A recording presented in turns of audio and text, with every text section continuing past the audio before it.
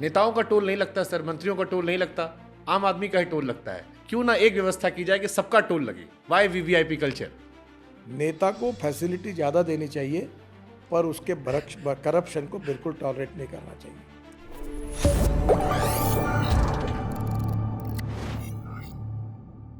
बस्ती में एक इलाका, उस अब जब लखनऊ से जाते हैं बिहार की तरफ, एक एरिया ऐसा पड़ता है जहाँ 34 किलोमीटर में आपके पेट्रोल डीजल से ज़्यादा टोल पड़ जाता है। 3 पड़ते हैं टोल बैक टू बैक।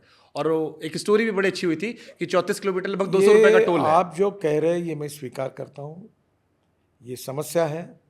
इसको 4 महीने के अंदर हम सैटेलाइट बेस्ड टोल सिस्टम के आधार पर ये सब टोल नाके बंद कर देंगे, तब एक्चुअल जितना आप जाओगे उतने का ही आपको टोल देना पड़ेगा। ठीक है। अब एक हाइपोथेटिकल बड़ा कॉमन क्वेश्चन लोगों का आता है कि नेताओं का टोल नहीं लगता सर, मंत्रियों का टोल नहीं लगता, आम आदमी का ही टोल लगता है। क्यों ना एक व्यवस्था की जाए कि सबका टोल लगे। Why VVIP culture? ऐसा नहीं, एम्बुलेंस को टोल नहीं लगता। आपने 26 कैटेगरी अलग की है जो आपने, बट अभी उसमें दिक्कत लोगों केवल नेताओं से होती है, बाकी तो एडजस्ट कर लेते हैं। वो नेताओं को लेकर थोड़ी लोगों की आंखें चढ़ जाती हैं कि इनके लिए सब होता है, संसद की कैंटीन में सस्ता मिलता है, सारे मामले इनके अलग होते हैं, जबकि इनको तो और देना चाहिए। मालूम नहीं कि संसद का कैंटीन का सस्ता खाना बंद हो गया। मतलब ये खबरें लगातार। देखिए, पत्रकारों के लिए 6 आयोग बनते हैं, फिर इनके पगार बढ़ते हैं, 6वां वेतन आयोग, 7वां वेतन आयोग, महंगाई भत्ता बढ़ता है। देखो इस देश में नेता लोगों को साइड से तो मिलता है सर, सब राजा बने बैठे हैं। एक बात समझिए, मैं तो राजनीतिक नेताओं के बहुत ही सामान्य व्यवहार होना चाहिए, इस मत कहूँ। हाँ, पर अब कभी हमारे सिक्योरिटी के प्रॉब्लम होते हैं। दूसरी बात, क्या लोकतंत्र में हमारे MP, MLA, minister, they are part and parcel of the government.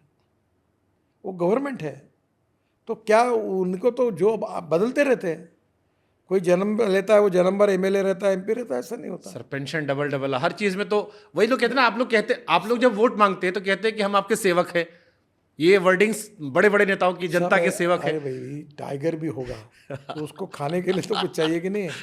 नेता को, मैं अब दूसरी बात कहता हूँ, हाँ, नेता को फैसिलिटी ज़्यादा देनी चाहिए, पर उसके करप्शन को बिल्कुल टॉलरेट नहीं करना चाहिए। आपको मालूम है मेरे घर में रोज़ कितना चाय होता है यहाँ? मेरे यहाँ जो मेरा जनसंपर्क कार्यालय है, 5,000 लोग मुझे मिलने के लिए आते हैं। 35 लीटर दूध लेता हूँ, हाफ कप चाय सबको पिलाता हूँ। मेरे घर में आप लोगों को मैं अगर यहाँ 4-4 शेप है, मेरे नागपुर से मैं सामान लाता हूँ, खाना खाते लोग। तुम नेता को भी वैसे रहना पड़ता है। तुम्हारे आता कोई? तुम्हारे लाइन लगा के आता कोई? लाइन लगा के आपकी तरह नहीं आते, बट आते हमारे यहाँ लोग। 5,000 लोग। एक बार आओ मेरे जनता दरबार में, 16 पीए मुझे रखी है। अब मेरे पास जब काम इतना होता है तो लोग लगते हैं, टाइपिस्ट लगते हैं, कंप्यूटर ऑपरेटर लगते हैं, पीए लगते हैं, एक एक के अलग अलग डिपार्टमेंट है। दिल्ली का अलग है, मुंबई का अलग है, पुणे में अलग है, नागपुर में अलग है। तो ये सिस्टम को चलाने के लिए हमें ताकत तो लगती है। तो जो किसी गांव में बैठे किसी ने मुझे मैसेज किया होगा कि गडकरी से पूछेगा कि नेताजी टैक्स की टोल क्यों नहीं देते, हम क्यों देते हैं, उससे क्या कहेंगे फिर आप? देखिए, पहली बात तो ऐसी है कि जो सरकार में मंत्री है और जो एम्बुलेंस वाले हैं, किसान है, किसान जो ट्रैक्टर में अपना अनाज लेके जाता है, गन्ना लेकर, उसको टोल से माफ़ी है। अब दूसरी बात, अगर हमने, वो पत्रकार आते मुझे, हमारा टोल माफ़ करो, फिर स्वतंत्रता संग्राम सैनिक है, फिर दिव्यांग आएंगे, फिर अंधे आएंगे, फिर और कोई आएगा, महिला आएंगी।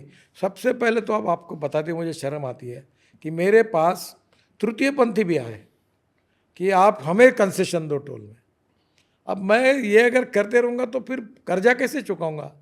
ब्याज सहित पैसा लिया है जी। गवर्नमेंट के बजट पर सब काम नहीं हो रहा। और ये इतना बड़ा काम, देश का वर्ल्ड स्टैंडर्ड का नेटवर्क, टनल, 2.5 लाख करोड़ की तो मैं टनल बना रहा हूँ। अगर आप मुझे पैसे नहीं मिलेंगे तो मैं काम नहीं कर पाऊँगा।